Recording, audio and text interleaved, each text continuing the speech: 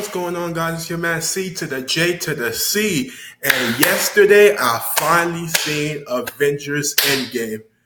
And I ain't gonna lie, the feelings, the emotion was all there. The emotion was all there. Let's talk about it. So, Avengers Endgame. As we know, it was the most talked about movie. My friends couldn't hold it. If you were online, you got spoiled. You had to keep away from online. You couldn't tell anyone. And it's basically like I couldn't help it anymore. I said, I have to go see this. And my friends gave me till Friday before they spoiled it for me. So yesterday I finally went to see it, and let's talk about it. This movie was everything we needed and asked for. When I say needed, I mean like the aspects of like a closure, a good ending to an end of a generation. So much Marvel movies have passed and so much things have gone, and basically like we finally seen the ending that we needed and we asked for. And the movie was so great, so incredible. One thing I gotta say from the movie is that I feel like in Guardians of the Galaxy Volume 3, Loki will be the bad guys. If you guys remember, I forgot which stone, was it the time stone or the transfer stone? Loki used the stone to disappear into thin air, and basically they didn't know where he went to. Plus, we know that Gamora went missing at the end of the movie. So we saw that Quill and the whole gang of the Galaxy along with Thor, and we saw that Thor was arguing with Quill of we all know who's in charge. That was one of my favorite funniest scenes. Thor was basically the best comic relief in the whole movie. Like there was no one better than Thor. Like I remember in the part of the movie when the Hulk and the raccoon, I forgot the raccoon's name, they went to go look for him, and then they found him, and he was all fat with a beer belly, and with a beer, he said, "Don't say that name." When he said Thanos' name, and he said, "I'm the one who killed him." And I gotta say who's the unsung hero of this movie, Captain Marvel. She was incredible, and I'm so shocked that I didn't go and see her movie, but she single-handedly made a huge difference and from Infinity War to now with Endgame. You saw a scene when she destroyed the ship. That was an incredible scene. Like when everything looked over, there's like, what are they attacking? And she came from the air and bam, just destroyed it. He said, Peter was like, "Hey, my name's Peter Parker." And she said, "Hey, Peter." Like she was like, "Yo," like and things like that. And Thanos tried so hard to basically like close his hand and basically use all the Infinity Stones, but she fought him. She stopped him. It was girl power scene. I like when all the girls united. The favorite scenes that I love was when Thor, Tony, Iron Man, and Captain America, they teamed up to face Thanos, and this is when he had the stone. He was like, "Come," and he was basically like he was basically testing them and like basically like the arrogance he had just sitting there without the stone, waiting till the stone come. And one thing I could say the difference is between Infinity War and this, Thanos really wanted the stones in Infinity War. He wanted it in Endgame, but he didn't show that he wanted. In Infinity War, Thanos by himself went to get the stones. He by himself was driven to get the stones. In Endgame, it was more like, I already know I won. I've seen the future through, what's her face? I forgot her name. Gamora's sister, we'll just call her what's her face. He saw how the future went and him basically winning, but he also seen, excuse me, he also seen his death, and he said he's inevitable. And he told the Avengers that they couldn't leave well enough alone. He thought killing half the life will basically be better for those who kept alive, but they couldn't give up.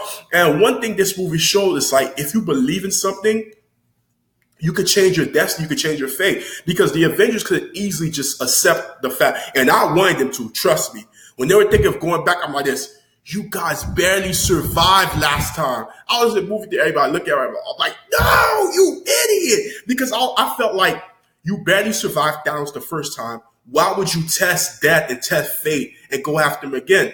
And one of my favorite parts, like I said, was when those three were fighting Thanos, and then Thanos just handed to them, whooped their ass like everywhere. And then Captain wasn't giving up. He had his last stand. He was walking slowly to Thanos, and Thanos ready to do a finishing blow. Then he said, "Hey Cap, you're the voice."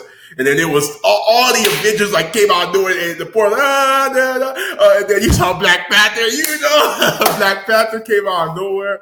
And all of them came, and that was epic. And then Cap was like, he said, "Avengers Assemble." I was like, oh my God. That was one of my favorite parts. When he finally used the hammer, and then Thor said, "I knew it," and I was like, "Yeah," because we all remember in the original Avengers how they all tried, or was it the second one? They all tried to lift the hammer, and we saw that Cap actually like dragged it a little, and he got scared, but he didn't lift it up. Well, this time he lifted it up, and he actually used it better than Thor. Cap was like, like knocking Thanos out with the thunder, like bringing it back. It's like he had years of training with them. I'm like, who's the God Thunder here? And I was like, that's crazy, but I love that part. There was so much funny parts with the kids asking Hope for the autograph. And let's talk about Black Widow. Rest in peace to her, legend. And Tony, I am Iron Man. That moment when we all thought that Thanos gonna win one again, he snapped it. I am inevitable. What? And then basically he said, "Yeah!" And Tony like, "I am Iron Man." Bam. And I love how his wife basically said, "You could be at peace. We'll be okay." Because that gave the sign that, like, you don't have to continue fighting. She saw that he was suffering to live on. But when Black Widow had to die, we all knew what it took to get the Soul Stone. And I wish that Gamora's sister actually told them that you do know one of y'all have to die if y'all gonna get the stone. But she got to tell them that she must not be serious. All they knew was like, Gamora didn't leave with Thanos and he got the Soul Stone and they didn't get it. They should have put two and two together and realized that someone had to die to get the Soul Stone. But it was really sad. I thought Hawkeye and her lost people in their lives. So I'm saying to myself, there's no way that she's going to stay dead. Then when I thought she really is dead, I'm like, are you serious? But yeah, like I really feel that in Guardians of the Galaxy 3, Loki will be the bad guy because you saw Quill searching for Gamora. So they're going to continue with that. Thor joined them in Adventures. So Loki being the bad guy and Thor being there, it makes perfect sense. So in Guardians of the Galaxy 3, I feel like that's going to happen. What else happened? Okay, I had so much great moments. Captain Marvel was amazing. Like I said, Thor was the comic relief in the whole movie. His mother automatically knew that you're not my current Thor. You're like the future. And he tried to tell his mom everything, but she said, no, it's none of my business. Like, I love what the mom did because you don't want to mess it up like that. When Cap met his old self, I realized that their old self was so immature. Like, you could see the maturity over time with Hulk, with Captain, but young Cap was giving old Cap the business. I was like, where's the experience? Show him. And then finally, old experienced Cap basically showed the difference. And young Hulk just knocked Tony out when he basically got the Time Stone. So basically, it was a whole different thing. And we also saw how Doctor Strange Prodigy, when Hulk basically explained to her I need the Time Stone, how important it is, and things like that. And she basically explained to him like why and things like that. And then he's like, Doctor Strange gave Thanos the stone, and she put two and two together, realizing that maybe at this moment I was supposed to give the stone to you, and that's why it didn't work out. And I know if y'all see in the movie when Doctor Strange hold that one to Tony, he was talking about that 1 in a million chance of them winning. That's their victory. There they go, like they won, and things like that. Like there was a lot of messages in the movie too, like that. The 1 in a million chance, because Doctor Strange knew how it ended, and maybe he even knew that in Infinity War they were going to lose. But he also saw them finding a way to reverse time and also seeing them second time around winning the war. And the beginning of the movie was so funny to me because Captain Marvel, she was like, where are you going? He said, to kill Thanos. I was like, oh, so it's like that easy. Let's just go kill Thanos. And I'm like, things like that. But they found a weak Thanos. The stones really did damage him. And he said, like, when I was using stones, there was nothing to me anymore. Hawkeye, we saw how he loved his loved ones. And we saw how they thought when they won. I was like, how y'all did realize? Here's why I hate it. When they planned everything out, they were supposed to think to themselves, what's the worst that could happen? The worst that could happen is Gamora's sister going with what's his face? Why am I forgetting their names? Going with Iron Man's right hand man to the same dimension that her old self is. If your old self is there, the conscious is gonna realize that you're on the planet currently, and then Thanos just figure out everything because they really thought they won, and then basically like they came out and said, "Guys, I think we did it." Then the ship was like, boom, exploded. The ship just leveled it. Excuse me. It just leveled it, and it was basically like, oh, I was like, shit, man. It was so much time in the movie. I was like, it's over. Like, just give up. Like, it's just like when I was watching Game of Thrones and the Night King basically like just wiped them all out and he was about to take Bran. And I was like, it's over. All of y'all dead. Just stop fighting. Things like that. That's what I was saying when I was watching Avengers. I was like, it's over. Stop fighting. It's over. Just like die in peace. But they never gave up. And the difference is Thanos fought and really won the stories of Infinity War.